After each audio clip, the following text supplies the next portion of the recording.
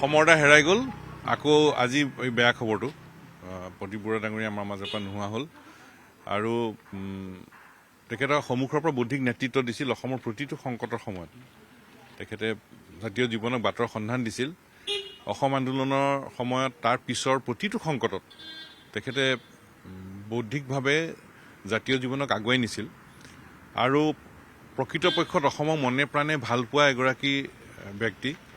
যিগৰাকী ব্যক্তিয়ে নিৰ্ভীকভাৱে যুক্তিনিষ্ঠভাৱে জাতীয় জীৱনক আগুৱাই নিবলৈ বাটৰ সন্ধান দিছিল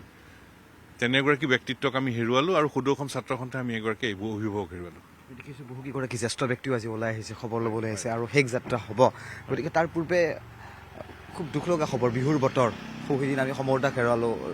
পৰশিৰ কথা গতিকে বিহু এইবাৰ খুব দুখজনক হয় আৰু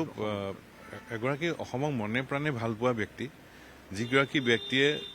জাতীয় জীৱনৰ প্ৰতিটো সংকটৰ সময়ত যুক্তিনিষ্ঠভাৱে আগবাঢ়ি যাবলৈ বাটৰ সন্ধান দিছিল তেনে এজন ব্যক্তিক আমি হেৰুৱালোঁ আৰু সদৌ অসম ছাত্ৰ সন্থাই আমি এগৰাকী অভিভাৱক হেৰুৱালোঁ আপুনি বিচৰা বাতৰি পাব কেৱল নিউজ 18 এপত নিউজ 18 এপ ডাউনলোড কৰিবলৈ স্কেন কৰক এই QR কোড গুগল প্লে ষ্টৰতো পাব এই নিউজ 18 এপ